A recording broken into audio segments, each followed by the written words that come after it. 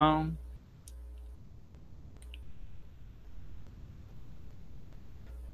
noite a todos. Estamos aqui para mais uma aula de sistemas operacionais. Vamos direto ao nosso slide, continuação da nossa última aula. Estamos no módulo 5, módulo de memória. Certo? E paramos neste exemplo. Estão vendo aí, né? Pronto, paramos nesse exemplo aqui. Na verdade, nós vimos as políticas de substituição de páginas. Falei todas as políticas, expliquei e tal, e chegamos nesse ponto aqui, que é um exercício sobre as políticas, certo? Vamos lá. O que é que eu quero aqui? Eu quero saber qual é o endereço que vai sair, certo? Qual é o endereço que vai sair? Dependendo da política, dependendo de uma série de fatores. Deixa eu implementar aqui um negócio que eu já devia até ter feito antes, mas... Vou botar aqui antecipada.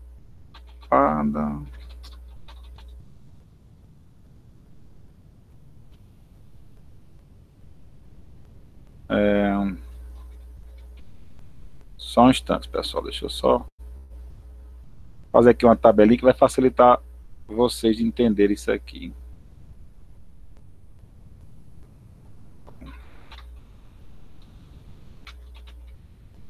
Agora, era importante ter assistido a aula passada, porque o que eu vou falar aqui depende dos conceitos que nós vimos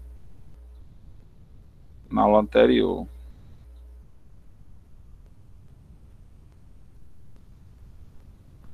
Deixa eu mesclar.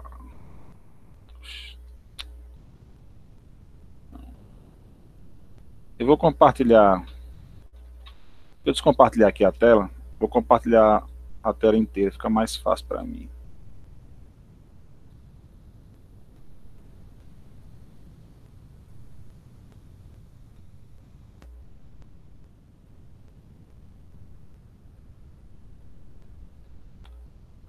Pronto. Então nós temos esse exemplo aqui. Vou deixar ele aqui no canto. E aqui eu vou deixar esse arquivozinho do Word, que é o nosso padrão de resposta, certo? O que é que eu quero? Eu quero saber que endereço vai sair nas políticas que nós estudamos na aula passada, certo? Quais são elas? Nós temos a randômica, nós temos a FIFO, nós temos a NRU, a LRU, a MRU, a LFU, temos a segunda chance cíclica, o relógio de páginas, temos envelhecimento, longínqua,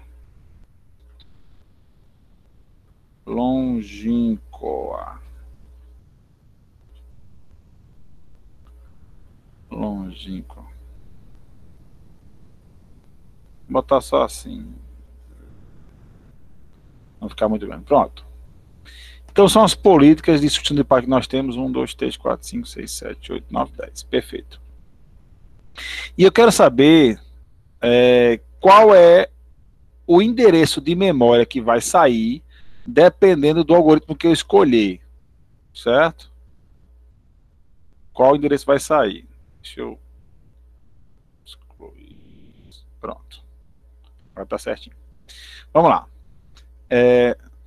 Não gostei disso aqui, não. Vou inverter isso aqui. Fica mais intuitivo. Bom, a questão fala o seguinte. Vamos entender a questão primeiro. Eu quero saber que endereço vai sair. Ele fala o seguinte: P4 é o processo que gerou o page fault. Ele solicitou o pedaço 6. Então, P4 solicitou pedaço 6. Certo? Foi o que P4 solicitou. Isso quer dizer o quê? Quer dizer que ele gerou apenas um page fault. Ou seja, ele só pediu um pedaço. Certo? Então, page fault é igual a 1. Isso é o que eu estou interpretando lendo a questão. Se ele solicitou só um pedaço, então o page fault é 1. E a questão diz que o work setting do processo é 2. Certo? O work setting do processo é 2. O que é que isso vai influenciar no meu cálculo? Nas respostas por demanda, quando a política de busca é a política por demanda, isso quer dizer que a quantidade de respostas é a quantidade de page faults. Então, nos endereços por demanda, eu só vou ter uma resposta.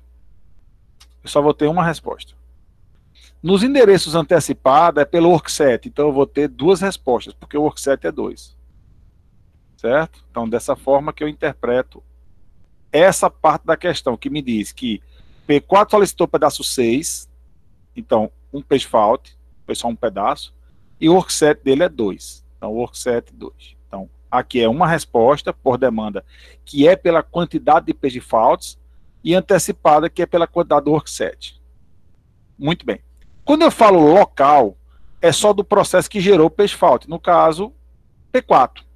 Só de P4. Então é interessante para mim, primeiro, que eu marque aqui na tabela quem é P4 e quem não é P4.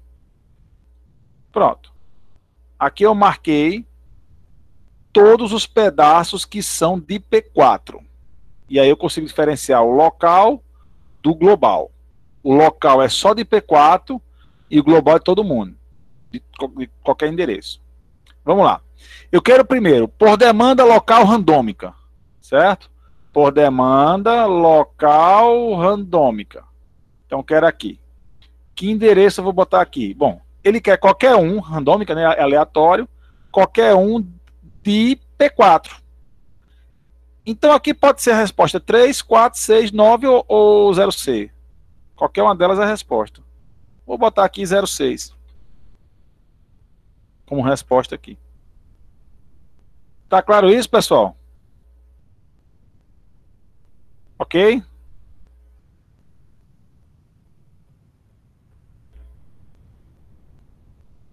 Pessoal. Ok, professor. Então aí. Por enquanto. Muito bem. Global. Qualquer uma da memória toda. Bom, se é global, qualquer endereço é endereço. De 00 a 0C, todos são endereços. Parece um O, né? Acho que aqui é um O, mas é 0C, não é OC, não, é 0C mesmo. Pronto. Então, qualquer endereço aqui eu posso botar aqui, tanto 01, 02, 03, 04, qualquer endereço. Vou botar aqui 07.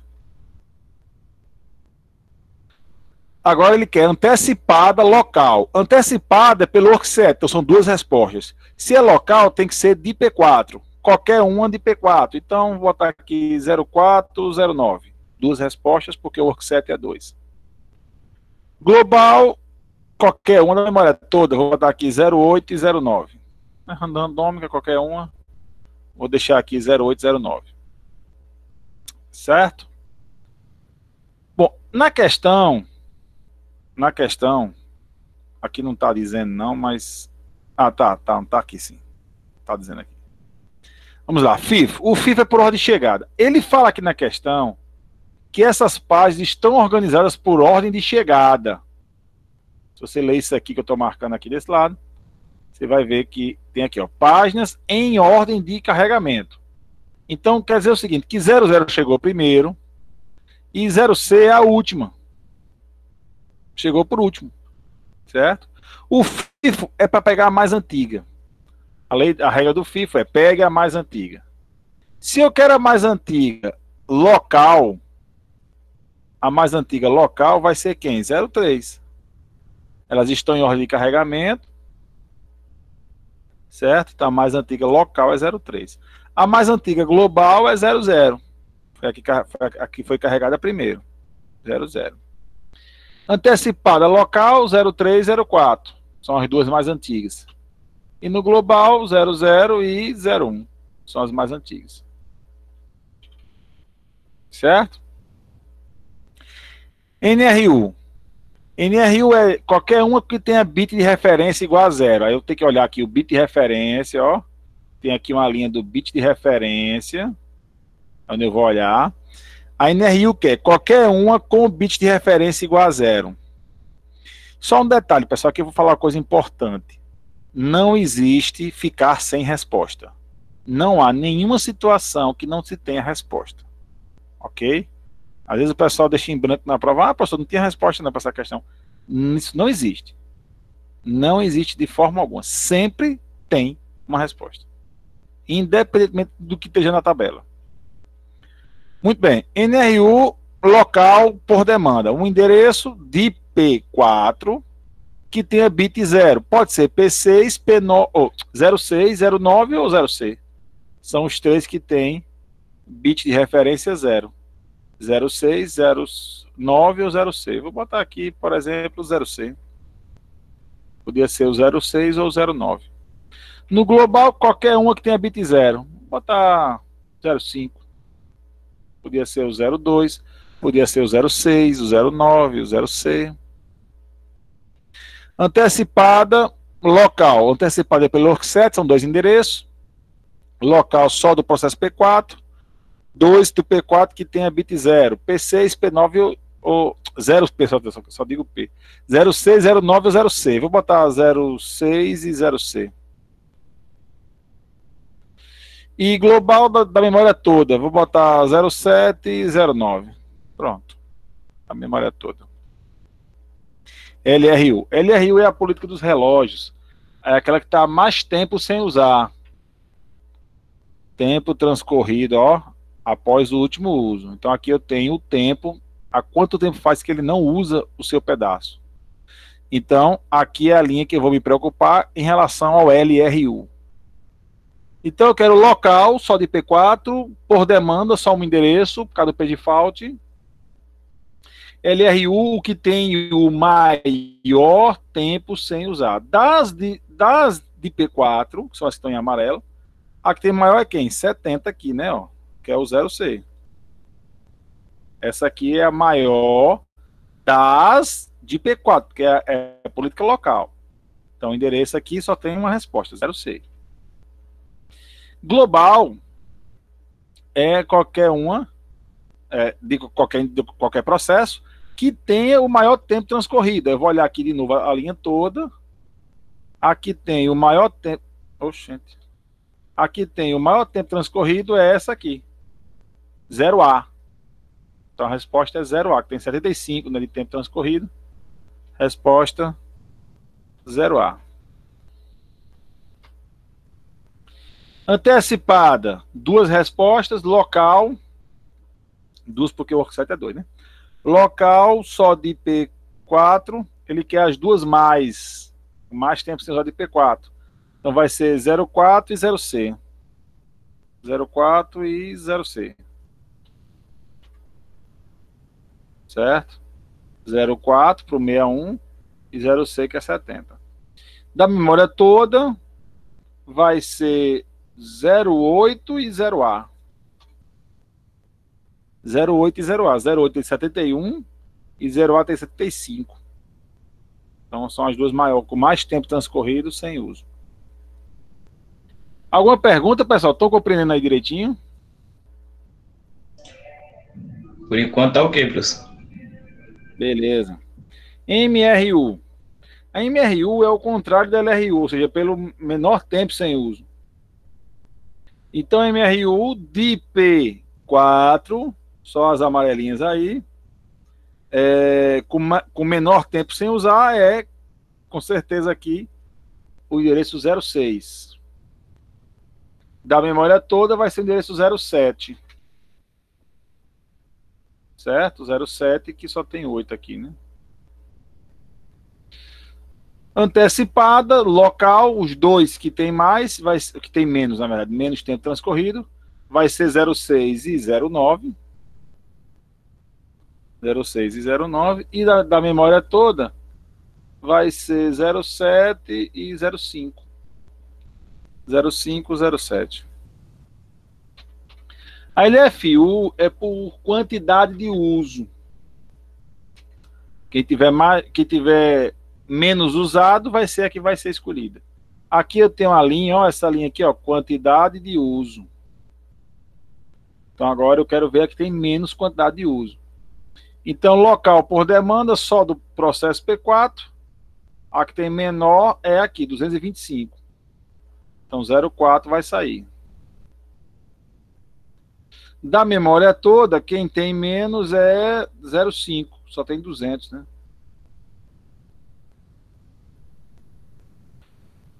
0,5. Antecipada, local, né, de P4. Eu vou ter dois endereços aí. Os dois menores vai ser o 0,4 e o 0,6. 0,4 e 0,6. Da memória toda, vai ser o 0,5 e o 0,4.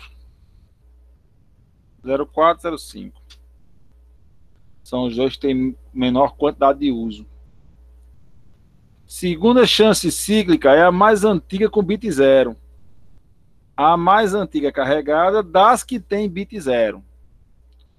Então vamos lá, local por demanda, só a mais antiga com bit 0 de P4, que vai ser aqui 0,6. Ela tem bit 0 e das de P4 é a mais antiga com bit 0. Então, 0,6.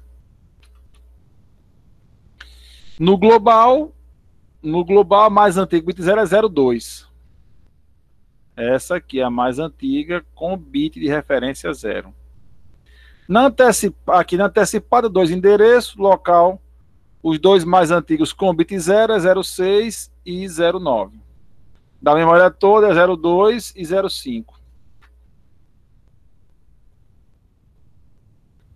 O relógio de página nós vimos na sexta, que é exatamente igual à segunda chance. O que muda é a estrutura de dados usada para escolher. Mas o critério de escolha é o mesmo. Se o critério é o mesmo, então eu vou escolher da mesma forma do que a segunda chance cíclica, ou seja, a mais antiga com bit 0. Envelhecimento, ela é LRU com NRU, ou seja, das que tem bit 0, a que está mais tempo sem usar. Das que tem bit 0, a que está mais tempo sem usar. Então, local, das três que tem bit 0, que é 0C, 09 e 0C, a que está com mais tempo sem usar é essa aqui, tem 70. Ela tem bit 0 e é a que tem mais tempo, 0C. Da memória toda, das que tem bit 0, também é 0C. Tem 70. Porque maior que 70 só tem 71, que é bit 1, não conta, bit 1, e 75, que também é bit 1, também não conta. Portanto, 0C também. Antecipada, dois endereços, eu vou ter 0C e o outro que tem mais com bit 0 vai ser quem? 02, tem 30.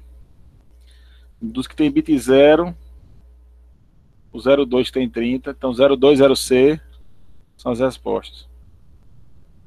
Ou, perdão, 02 não, 02 aqui é local, né? 02 não pode, é só das que tem bit 0 de P4. Então 09 tem 26, tem bit 0 26 e 70, 0C. E na global, antecipada, aí sim, eu boto 02 e 0C. Certo? A longínqua, nós vimos também, ela é igual a LFU. A diferença é também a estrutura de dados usada, que na LFU é uma estrutura estática e na longínqua é dinâmica, mas os valores, o critério de escolha é o mesmo, menor quantidade de uso. Pronto. Essa aqui é a minha resposta. Alguma pergunta, pessoal? Alguma perguntinha?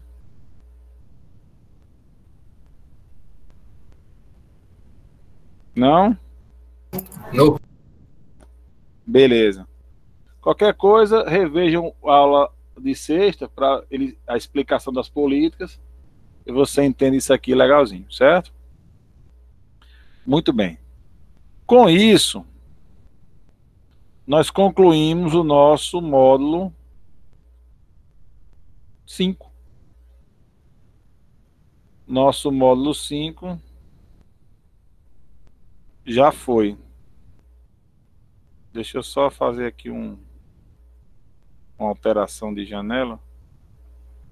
Pronto. Fica mais tranquilo. E com isso, pessoal, vai ter aquele exercício, né? Para a próxima quinta-feira, do módulo 5, que vale para a segunda prova, viu? É aquele 0,33 extra na segunda avaliação. Ok? Vou botar lá no Classroom e vocês... Eu não vou fazer mais o formulário, não. Vou botar só o Classroom, vocês mandam pelo Classroom, que aí eu recebo também. Eu vou padronizar o negócio. Muito bem. Então vamos entrar no nosso módulo 6, gerência de entrada e saída. Agora vamos saber como é que o SO trata os seus periféricos. Ok? Vamos lá. Então, obviamente, tem uma função importante do SO, né? É sua responsabilidade de controlar todos os dispositivos de entrada e saída que tem no computador, fornecendo para eles uma interface amigável, certo? Fornecendo para eles uma interface de fácil comunicação com os seus softwares. Um periférico é qualquer dispositivo que é conectado ao computador de forma a possibilitar interação com o mundo externo. Então, o periférico é um dispositivo que vai levar informações do mundo externo para dentro do sistema ou o contrário, do sistema para o mundo externo. Então, ele se comunica com o mundo externo. Isso aí é o meu gerenciador de entradas e saídas. O periférico, ele pode ser exclusivamente de entrada. Um periférico exclusivamente de entrada, ele leva informações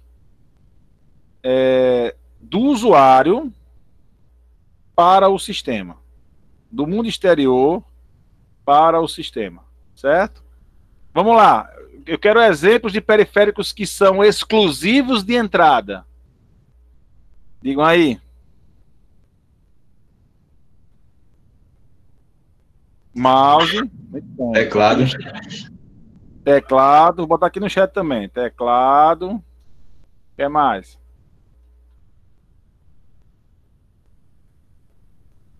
Oxe. O que mais? Câmera. Sem microfone.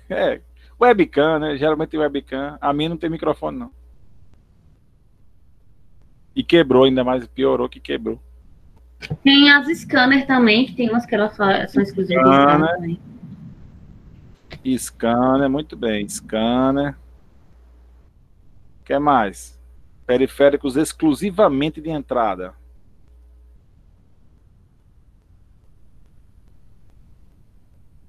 Eu tenho microfone. Professor, o joystick também é. Joystick. Com certeza. Joystick também é, né? É o mais importante, é o joystick. Ficar jogos. Não pode faltar, né? Não, de jeito nenhum. Mesa digitalizadora. Não pode nem ser. A mesinha de digitalizadora também. É um periférico de entrada. O quadro, sim. Então são periféricos exclusivos de entrada, né? Eles levam informações do usuário para dentro do sistema. Eu tenho aqueles periféricos exclusivamente de saída. Eles levam informações do sistema para o usuário apenas. Exemplos, quais são os exemplos? Digam aí. Monitor, sim. O que mais? A impressora. Impressora. Vou botar aqui no chat. O fone.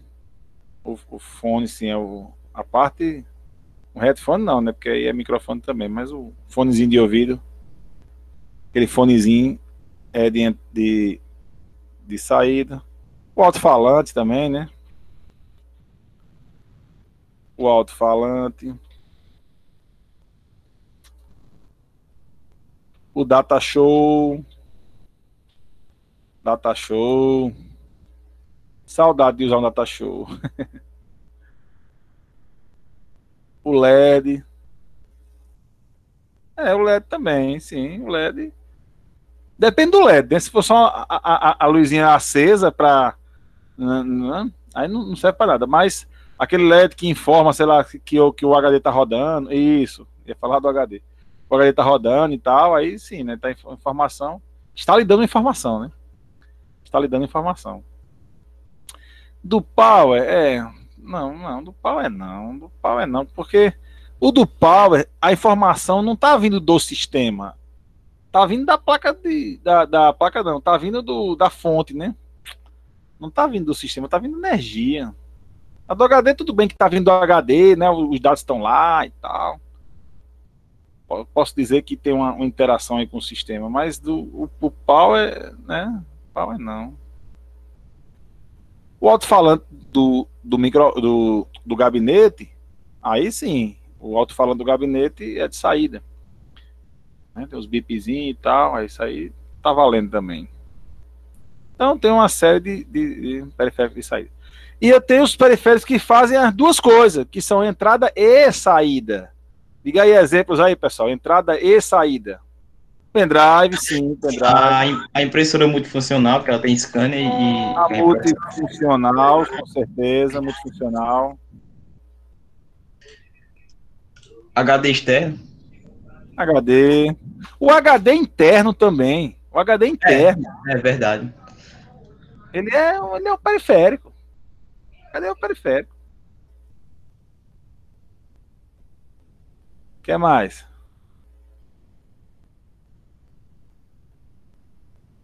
Headset, sim, sim. Também, o que mais?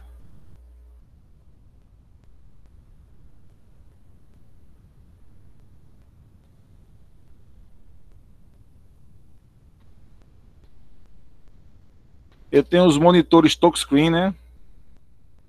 Os touchscreen. Eu também tenho os monitores .pit. Monitores .pit. Que são entrada e saída.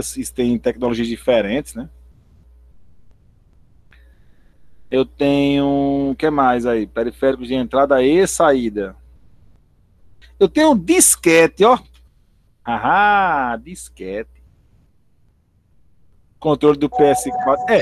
Essa aí é novinha, viu? Essa daí é novo, rapaz. Saiu agora. Lançamento. Oxe. O controle do PS4, ele é de entrada e saída, porque assim, ele tem, só pelo fato dele vibrar, né, já é uma saída. Só o fato dele vibrar, já é uma saída. Então eu tenho a entrada, que é lógico, a entrada dos controles, e a saída, eu tenho uma saída, eu tenho a vibração dele, eu tenho o alto-falante, eu tenho uma série de coisas ali que vai ser saída. Então, alguns controles, alguns joysticks mais avançados, eles são entrada e saída. E saída. Certo? Beleza, então vocês entenderam aí, né? Periférico, entrada e saída. O que é que não é periférico? Às vezes o cara pergunta, sim, professor, mas o que é que não é periférico? Não é periférico a placa-mãe, a memória RAM, o pente de memória RAM, a CPU e o chip operacional. O resto ou é periférico, se for hardware, ou é arquivo, se for software. Certo? É periférico e arquivo. O que é que não é periférico e arquivo? É a placa-mãe, a memória, o processador e o SO rodando. Porque o SO parado ele é arquivo também, né? Mas o SO em execução ele é mais do que o arquivo, ele compõe o sistema. Então isso aqui é o que a gente chama de sistema. Sistema. Placa-mãe, memória, processador e SO. Certo? Beleza. Então já temos na cabeça o que é o periférico. Funções básicas do meu gerente de entrada e saída. Quais são as funções básicas que ele tem? Primeiro é definir os comandos de controle. Todo SO tem uma relação, uma tabela de comandos de controle. Um comando para abrir o periférico, um comando para fechar periférico, um comando para ler periférico, outro para escrever no periférico. Então são comandos padrões. O comando escrever no periférico, ou seja, enviar dados para o periférico, é único para qualquer periférico. É um comando só. O SO define aquele comando. Escrever, pronto. É para qualquer periférico de saída ele vai escrever. Acabou. É o mesmo comando. Não importa se é um monitor ou se é uma impressora, certo? Ou se é qualquer periférico de saída, eu tenho o comando escrever. Qualquer periférico de entrada, eu tenho o comando ler. E o periférico e o que é entrada e saída ao mesmo tempo, ele vai usar esse mesmo comando ler e o mesmo comando escrever. É um comando só. Para todo mundo.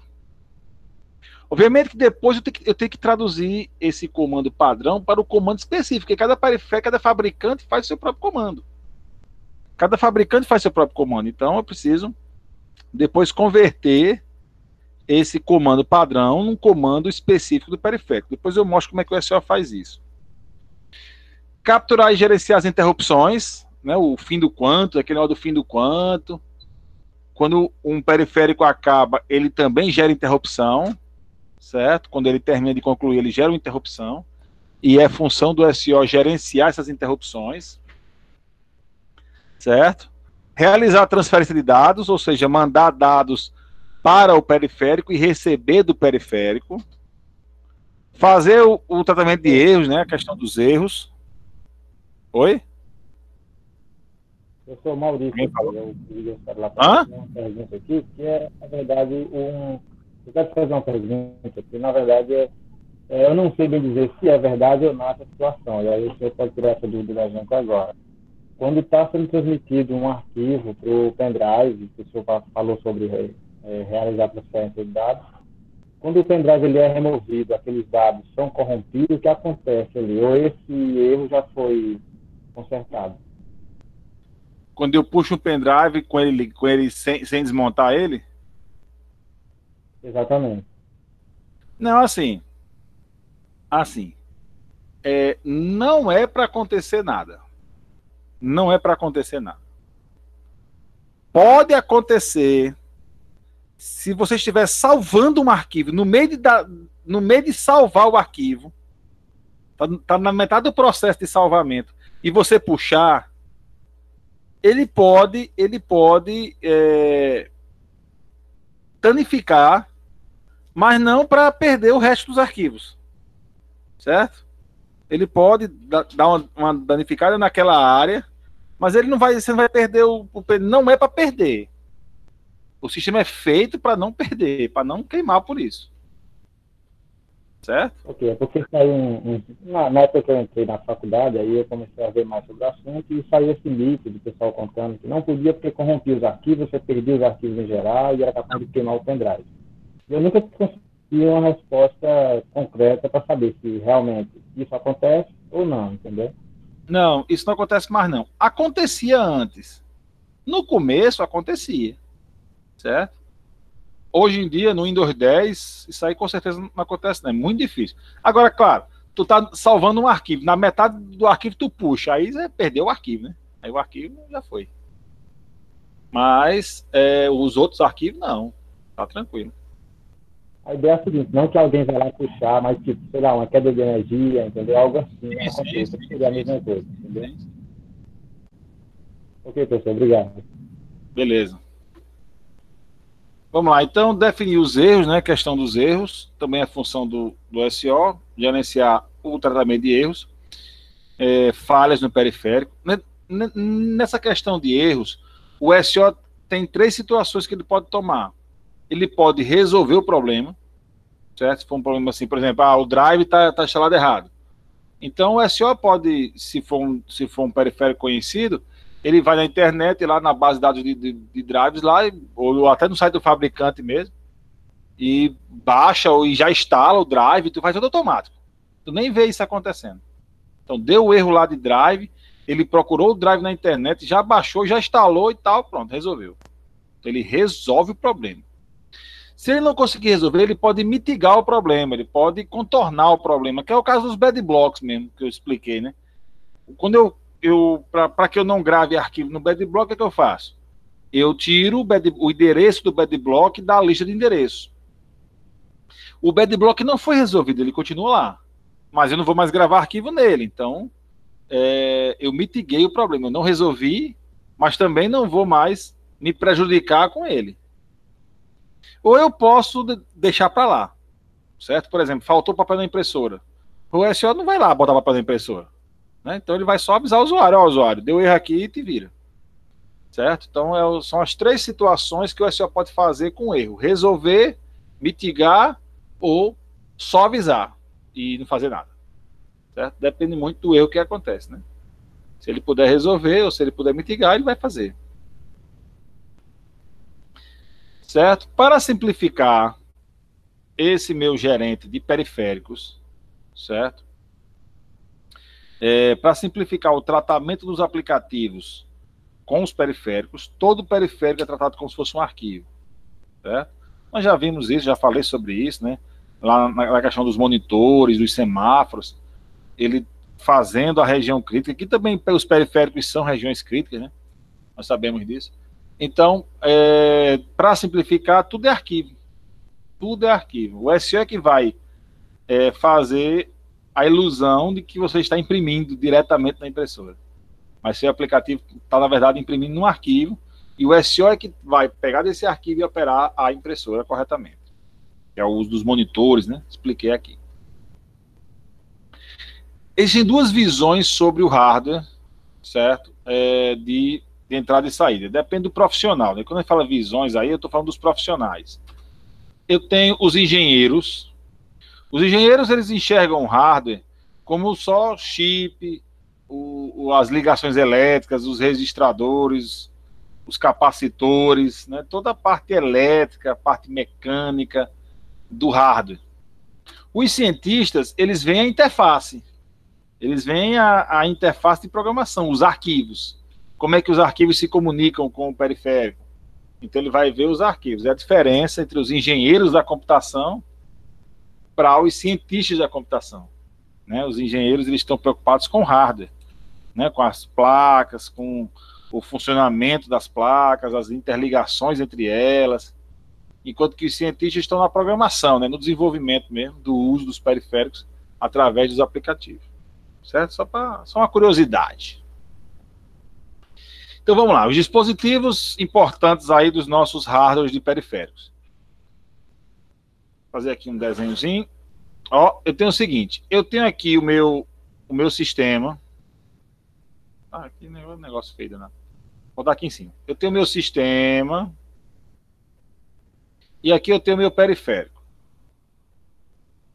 Certo? Meu periférico, e aqui eu tenho o sistema. Muito bem. O periférico, ele tem que mandar mensagens para o computador e receber mensagens dele, certo? As mensagens que chegam no computador ou que vão para o periférico, elas estão aonde? Na RAM.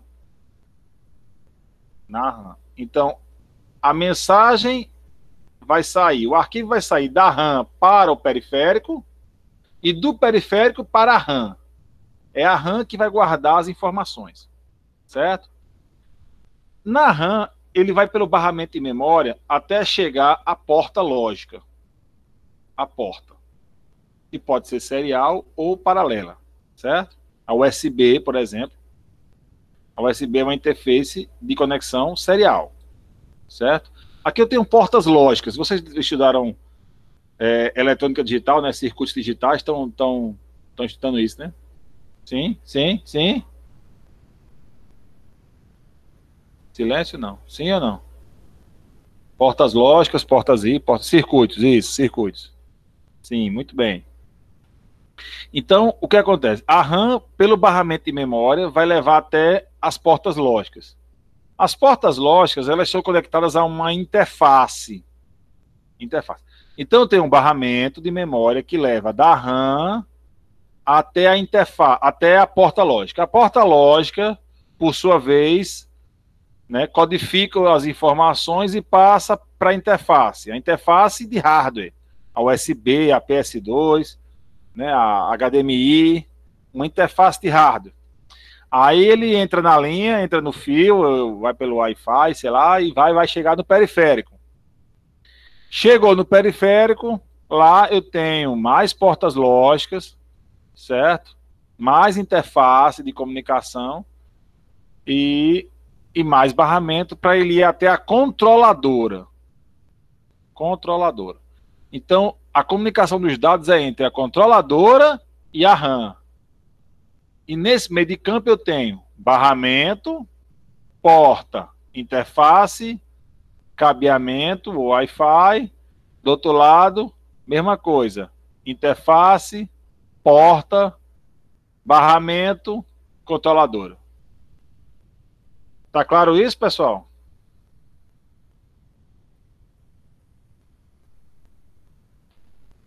Sim? Beleza. Beleza. Então a controladora, ela trata da diversidade, da complexidade, da mudança do periférico, das especificações do periférico. A controladora é específica do periférico, certo? A controladora é como se fosse uma CPU. Eu já falei isso lá no segundo módulo. A controladora é como se fosse uma CPU dedicada à tarefa de controlar o periférico. Então, claro, é uma CPU bem mais simples, é uma CPU bem mais leve e tem essa função de controlar o periférico, dedicada ao controle do periférico. A comunicação dos dados entre a controladora, entre o periférico e o sistema, se dá através de 3 registradores, certo? A informação está na RAM. Vou botar aqui de novo. A informação é entre a RAM e a controladora, lá do outro lado da controladora, certo? Mas quando aqui a informação que está na RAM é a informação do processo, do aplicativo. Eu quero imprimir. Então aqui na RAM tem um arquivo com o que eu quero imprimir. Esse arquivo tem que ir para a controladora. A controladora vai resolver a impressão, no caso da impressora. Só que eu preciso me comunicar com essa RAM. A controladora pode querer avisar a RAM alguma coisa. Ou a RAM tem que avisar a controladora alguma coisa. Então, a comunicação entre a RAM e a controladora é dada por 3 registradores. O registrador de dados, que vai ter que endereço de memória tu está trabalhando.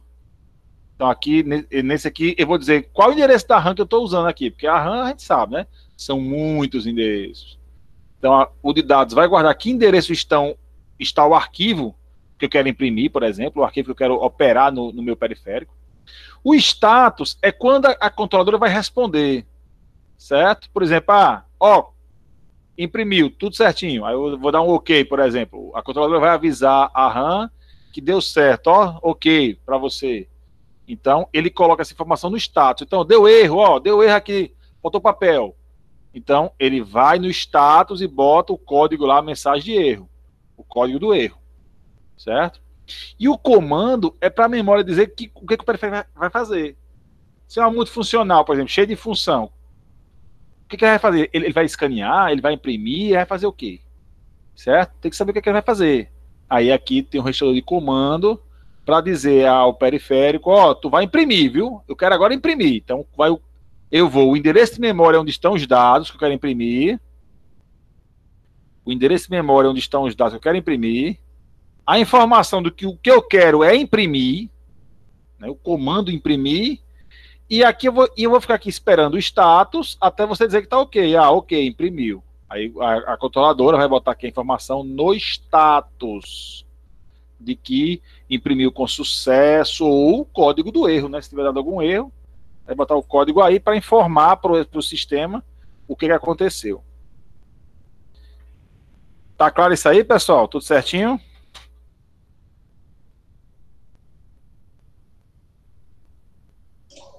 Ok. Beleza. Aqui nesse slide tem um exemplo dessa comunicação através dos registradores, né? A CPU pega o dado que está na RAM lá, vê o endereço dele e coloca no registrador de dados. O endereço. Né? Não é o dado mesmo, não, é o endereço. E coloca o comando, sei lá, o write, escrever, né? Imprimir lá na impressora, no registrador de comando. Certo?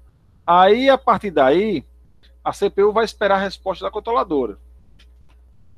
Quando a controladora responder, vai botar no registrador de status o sucesso, OK, o código de sucesso ou o código de falha.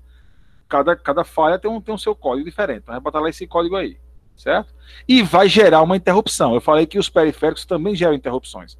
Então ele vai dar um aviso para a CPU, ó, respondi, viu? Respondi. Então ele gera uma interrupção para avisar que respondeu. Muito bem. Como eu falei, o SO tem só um comando para cada operação. Um comando abrir, um comando fechar, um comando ler, um comando escrever. Só que cada periférico de saída tem o seu próprio comando de escrever. Então, o que é que eu tenho aqui? Eu tenho o comando escrever padrão do SO e um monte de comando escrever da minha impressora, do meu monitor, do meu pendrive. Cada periférico desse tem o seu próprio comando de escrever. Mas o SO só tem um comando, ele só conhece um comando.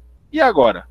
Eu tenho que pegar esse comando e traduzir para esses idiomas aqui. O idioma da impressora, o idioma do pendrive, o idioma do HD. Quem faz essa tradução? Quem faz a tradução é a controladora. E para traduzir, ele faz o quê? Ele usa o quê para fazer essa tradução? Usa o drive. Ah, instala o drive do periférico. O que é o drive do periférico? É uma tabela. O drive é só uma tabela com duas colunas. Comando do SO, comando do periférico. Então, ó, quando o SO escrever lá no registrador de comando, escrever, sei lá, L, então para você, periférico, esse comando L, na verdade, é o comando escreva, sei lá, S. Ela é de ler, né? Então, lê. Comando ler. Quando o SO escrever lá no registrador ww, entenda que na verdade ele quer o comando escrever. Aí bota escrever. Então aqui ele está traduzindo. É só uma tabelinha de tradução. O comando padrão do SO para o comando específico do periférico. Isso é o drive. Aí quando o SO manda informação para o periférico, ou recebe dele, vai usar o seu comando padrão, aí a controladora pega o seu comando padrão, passa na tabela para ver qual é o comando daquele periférico específico. O que ele está querendo fazer naquele periférico. Tá claro como é que usa o drive? Para que serve o drive? Ok, tá claro. Beleza. O drive, ele, às vezes a pessoa chega com um periférico novo e aí nem instala o drive, né? Liga na máquina e o SO que se vira para instalar o drive. Isso não é uma boa prática. Por quê? Porque o SO ele vai num banco de dados num banco de dados de drives e vai puxar um drive que tiver lá, que ele acha que seja o certo. Ele acha. Será que realmente é o certo? Pode ser que sim, pode ser que não. E se não for, vai dar erro? Depende. Às vezes tem uma impressora, mas eu tenho uma impressora com uns comandos avançados, uns comandos novos, certo? Beleza. Aí você não instalou o drive dela, e ele baixou um drive qualquer lá genérico da base de dados dele de driver. Ok. Quando você mandar imprimir, vai funcionar. Porque o comando imprimir é um comando de escrever. O SO já tem, vai traduzir certo. Agora, quando for um comando avançado, que naquele drive genérico não tiver, aí não vai funcionar. Aí vai dar erro, vai dar uma coisa estranha, e não vai dar certo. E você está achando, mas ela está imprimindo, sei lá, e não está fazendo uma seleção aqui, não está fazendo alguma coisa. Por quê? Na verdade, às vezes é só o drive que você não instalou. Tem que instalar o drive. Até do mouse você instala o drive. Do mouse, professor, para que eu vou instalar drive de mouse? Não desses mouse fuleirinhos aí, você não instala não. Mas se tiver um mouse de jogo, aqueles mouse cheio de botão e tal, cheio de coisa, se você não instalar o drive correto, ele vai achar que é um mouse fuleiro, desse de 3 botões aqui. Certo? Então, se você está com o mouse moderno, cheio de botão, com as funcionalidades de girar, de não sei o que, aí você vai ter que instalar o drive. Porque se ele for atrás de um drive genérico, pode ser que não seja o drive correto, o melhor drive para aquele dispositivo. Então, na dúvida, instale sempre o drive. Antes de plugar. E quando você pluga o dispositivo, você já sai correndo atrás do drive. Eita, drive, corre, pega. Ligeiro. Então, qual é o ideal? Instala o drive, porque quando você plugar o SO, o drive, tem um aqui recém-instalado, ó. A preferência é dele. Certo? A preferência é sempre do recente. Muito bem. Vamos lá. As unidades de entrada e saída são feitas de duas partes distintas. A parte eletrônica e a parte mecânica. A parte eletrônica é a controladora. O que eles chamam de parte eletrônica é a controladora em si. E a parte mecânica são as engrenagens, os dispositivos lá que fazem o periférico funcionar, que fazem a impressora funcionar, que fazem o scanner funcionar, certo? Então é toda a mecânica envolvida, né, de movimento. Você bota o papel para ele puxar o papel, aí tem uma polia que puxa o papel girando e tal. Essa é a parte mecânica. E a parte eletrônica é o chip, né, da controladora, que é quem controla o meu periférico. Então, essas são as unidades de entrada e saída. Utilização de memória. Eu tenho duas formas diferentes do periférico usar a memória. Primeiro é o off-board. Os periféricos off-board, eles têm memória dedicada. Você compra um periférico off-board e ele tem memória RAM nele. Como, por exemplo, placas de vídeo. Já vem memória RAM nela. Isso quer dizer o seguinte, que ele não vai usar a memória do sistema. Certo? Ele vai usar a memória dela. E até pode usar a memória do sistema, caso a dela seja pequena e tal, não sei o que, vai tentar usar do sistema. Mas normalmente são memórias suficientes para atender aquele periférico. Então, eu não vou usar o sistema, a RAM do sistema. Por que isso é bom? Porque eu não vou concorrer, né? Por que eu não vou concorrer? Porque se eu estou usando a minha memória do sistema, todo aplicativo também está usando. Se eu estou gastando espaço de memória com o periférico, vai ter menos espaço para os aplicativos. Então, o off-board é melhor. O on-board é aquele que não tem memória. E aí vai concorrer do sistema, não tem jeito. Ele vai atrás do sistema. Então, se você comprar uma placa de vídeo, a placa de vídeo 1 GB de memória on-board. On-board quer dizer, eu não tenho memória. Esse giga vai ser da sua RAM lá, que eu vou pegar e separar para mim. Certo? Então, quando você fala on-board, quer dizer, não tem memória. A memória é do sistema. Off-board, não. Off-board são placas superiores, placas, né, mais rápidas, porque exatamente, um dos fatores é exatamente não concorrer com os aplicativos para usar a RAM. Certo? Beleza. Transferência de dados. Os dados, eles têm que ir do periférico para o sistema, do sistema para o periférico, e eles podem ir de duas maneiras, a interface serial e a interface paralela. Na interface serial, eu tenho só um cabo, um único cabo, que as informações vão entrar por aqui, eu vou converter em uma sequência serial, aí ele vai, chega do outro lado, desconverte a sequência serial para os caracteres que ele tinha transportado e manda para o resto do sistema. No caso da paralela, eu tenho vários fios simultâneos. Então, na serial é um fio só, na paralela são vários fios simultâneos, certo? Então, aqui eu tenho a transmissão simultânea, a transferência de dados simultânea. Vários bits vão ao mesmo tempo para o meu sistema. E aqui é só um fio, vai de 1 por 1.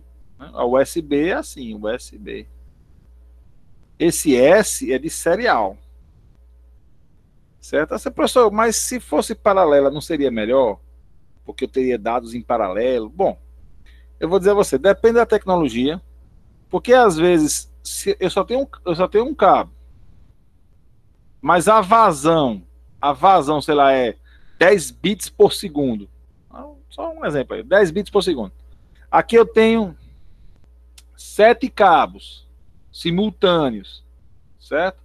Mas que cada cabo só transmite 0,05 bits por segundo, então mesmo que eu some todos eles, dentro daquele espaço de tempo eu não vou conseguir chegar na USB. Então depende de quem é mais rápido, certo? A USB ela foi escolhida para ser o padrão e ser serial por causa do tamanho, porque as paralelas são geralmente maiores. E eu queria uma porta pequena. Então optou-se por uma serial, mas uma serial rápida.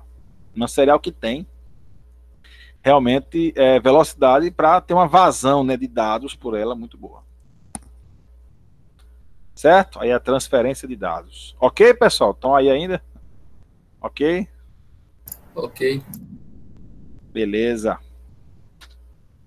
Aqui tem uma informação do quadro que tem no livro sobre a velocidade de alguns periféricos e algumas informações a mais. Então o teclado manda informações para o sistema a 10 bytes por segundo. O mouse já é 100 bytes por segundo, então o mouse é mais rápido que o teclado. Certo? Aí tem o modem, o modem antigo, né, aquelezinho, 7 KB por segundo.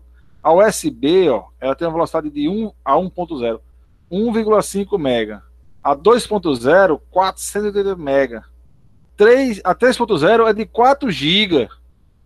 Aí você, 4 GB por segundo? Quer dizer que se eu ligar meu HD externo, que é USB 3.0, no meu sistema, eu consigo salvar 4 GB por segundo? Aí eu vou dizer o seguinte, não. Por quê? Apesar de você ter uma tecnologia que aguenta uma vazão de 4 GB por segundo, você não tem velocidade na sua máquina para mandar 4 GB por segundo. Certo? É como assim, é como se eu tivesse um cano de água, um cano bem grandão, só para uma filepinha de água, porque eu não tenho mais como botar mais água. A minha capacidade de mandar é só a filepinha. Mas o cano é gigante, tá aí. No futuro, o cano vai ganhar mais água. Por enquanto é só a filepinha. Certo? Então a USB é isso. Ela passa 4G, ela consegue suportar 4.8 GB por segundo de dados, mas não tem quem mande nessa velocidade. Os sistemas não estão mandando nessa velocidade. Manda menos. Aí vai pela velocidade que ele mandar, né? A transmissão de dados. Eu tenho aqui o barramento Gigapline da antiga Sun. Isso até a 20 GB, né? Muito rápido. E aí tem só uma questão informativa aí para vocês verem essa questão de transmissão de dados. Beleza. Agora chegou aqui num ponto muito importante. Preste atenção aqui. Eu falei que o sistema coloca o endereço de memória no registrador de dados e o comando que ele quer que o periférico faça no registrador de comando, certo? Aí isso aqui vai para a controladora vai, resolve e devolve a resposta no registrador de status. Lá ele bota se deu certo, se deu erro e tal.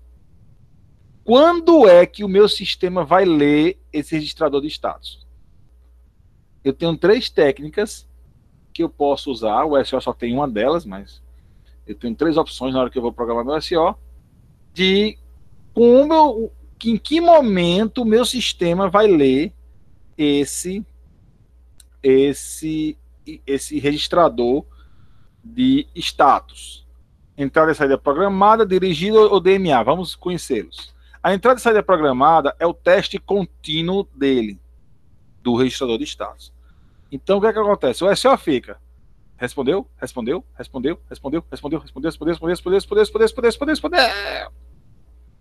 Certo? Então ele fica em loop perguntando se respondeu.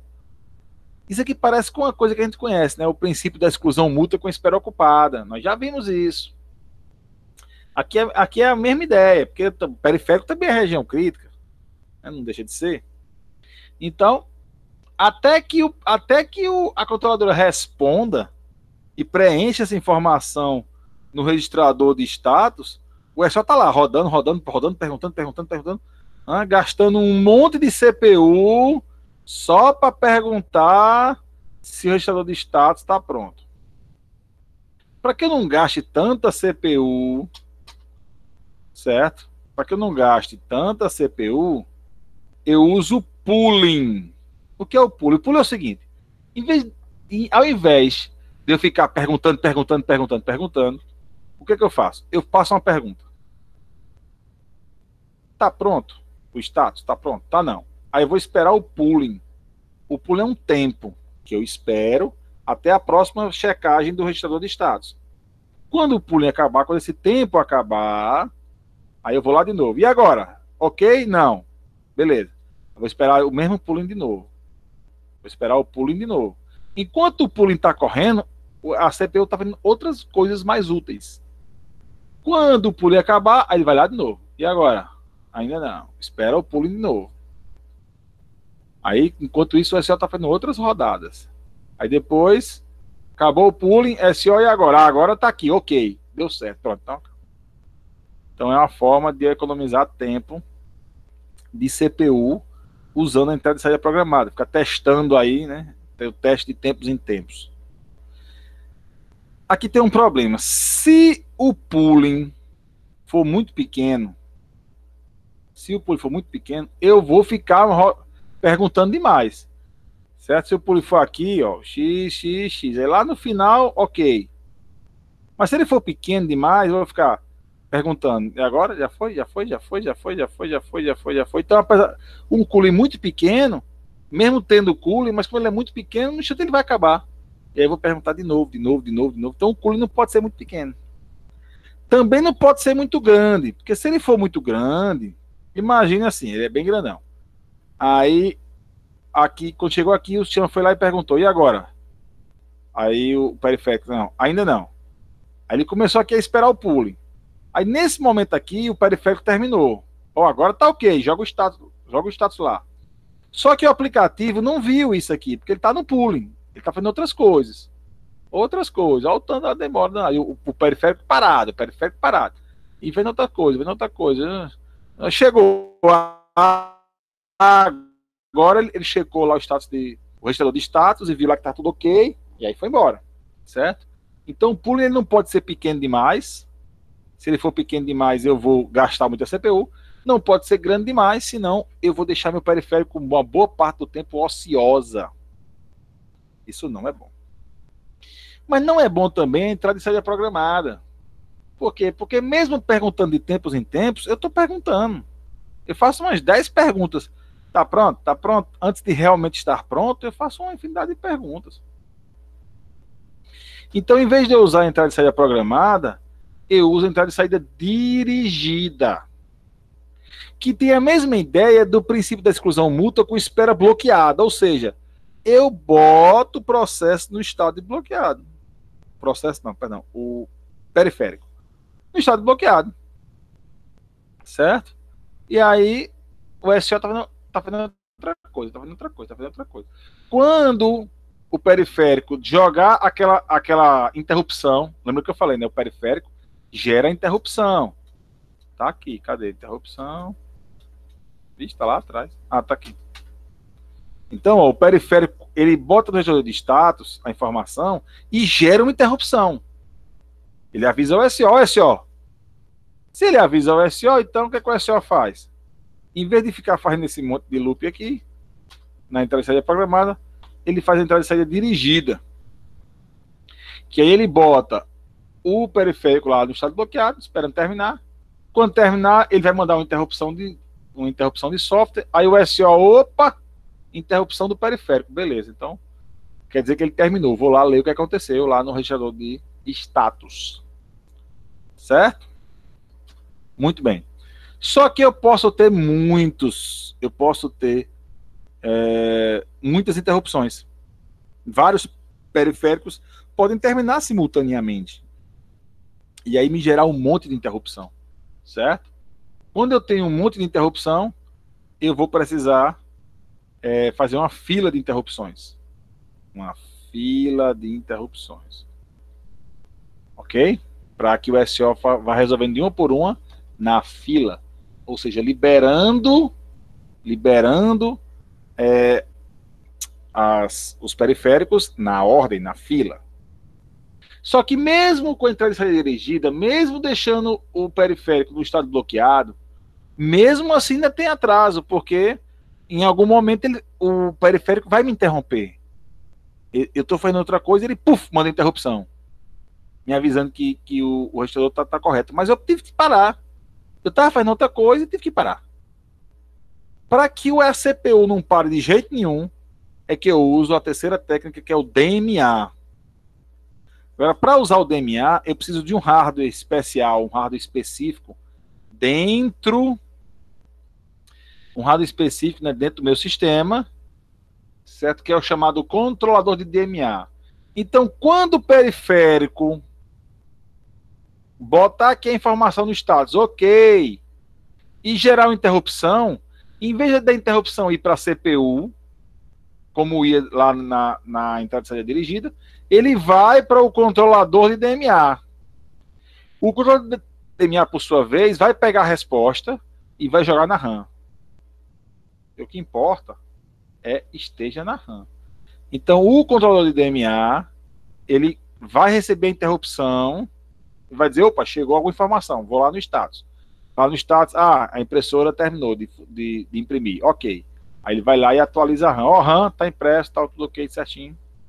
Tá beleza. E pronto, e o DMA, e a CPU não está, perceba que a CPU não está mais no processo. Não está mais no processo. A CPU já saiu desse processo de carregar os dados do periférico na RAM. Ele vai direto para a RAM. É por isso que é DMA.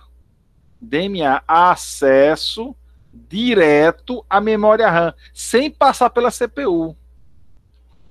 E agora eu tenho realmente a CPU livre, a CPU totalmente livre para fazer outras coisas, em vez de gerar interrupções. Tá claro isso, pessoal? Tá claro? Sim, muito bem. Vamos lá. Classificação dos dispositivos. Aqui, essa classificação, ela é uma classificação de acordo com da forma com que os dados chegam, certo? Eu tenho os dispositivos de caractere, que são os dispositivos que não dividem seus dados. Vai mandando os dados de qualquer tamanho, de tamanhos aleatórios, né? Qualquer tamanho, os dados podem chegar. Então, o meu periférico vai mandar qualquer tamanho de caracteres, qualquer quantidade de caracteres para o meu sistema. Eu tenho dispositivos de bloco que se comunicam com o sistema através de informações de tamanho fixo. Então, todas as informações são do mesmo tamanho, que é o caso do HD, por exemplo. No HD nós já vimos, né? Todos os dados têm o mesmo tamanho. Mesmo tamanho. Então, são dispositivos de bloco. Então, eu tenho um dispositivo de caractere, que manda os dados de qualquer tamanho, por exemplo, a impressora. Eu mando para a impressora dados de qualquer tamanho, de várias folhas, de uma folha, de meia folha, de 20 folhas. Mas quando eu mando para o HD, não. Eu mando já os setores, todos do mesmo tamanho, bonitinho, para ele espalhar pelo HD. Certo? Isso aí está tudo do mesmo tamanho. E eu tenho também os chamados pseudodispositivos, que são aplicativos que se disfarçam de periféricos. Por exemplo, o PDF Creator. O PDF Creator, ele é um aplicativo para você converter qualquer coisa em PDF, certo? E como é que ele faz isso? Ele vira uma impressora.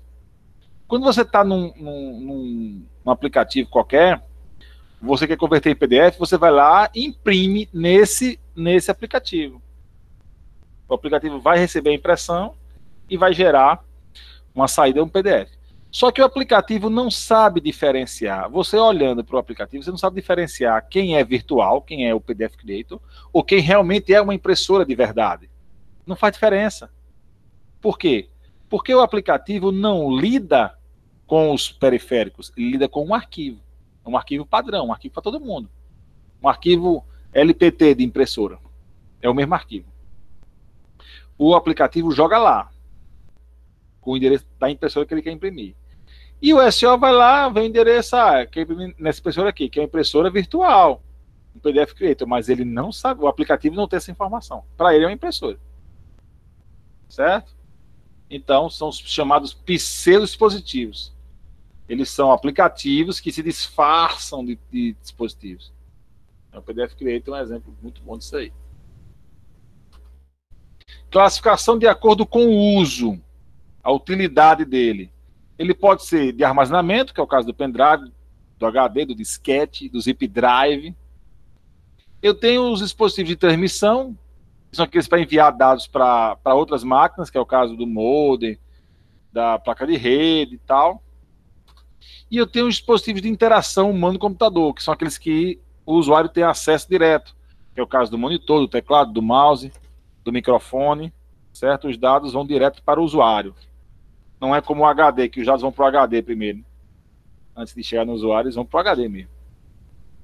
Tem um intermediário aí. Esses de interação humano-computador são esses que realmente interagem com periféricos. Tá claro isso, pessoal? Beleza? Tranquilo? Tranquilo. Beleza, então, vou parar por aqui, né? A hora está avançada, vou parar por aqui um pouquinho. Vocês colocam o nome de vocês no chat, na nossa chamadinha. E amanhã a gente continua, amanhã não online, né? Na gravação. Eu vou gravar, vou tentar colocar antes da aula, não vou prometer. Toda vez eu quero fazer à tarde, né? Se não acontecer nenhum problema, eu vou gravar à tarde. Para ver se eu consigo botar antes do horário da aula. E por favor, pessoal, sempre assistam a aula antes da aula seguinte, porque os assuntos são muito ligados e tal. Às vezes você não entende uma coisa porque não assistiu a aula. Então assista a aula gravada, certo? Qualquer dúvida, usa o Classroom, usa o WhatsApp aí, o nosso grupo, para tirar essas dúvidas aí. Ok, pessoal? Boa noite. Ok, professor. Boa noite. Boa noite, até quinta-feira que vem. A gente se vê, a gente se fala. Valeu, Até professor. quinta-feira que vem. Valeu, pessoal. Valeu. Até mais.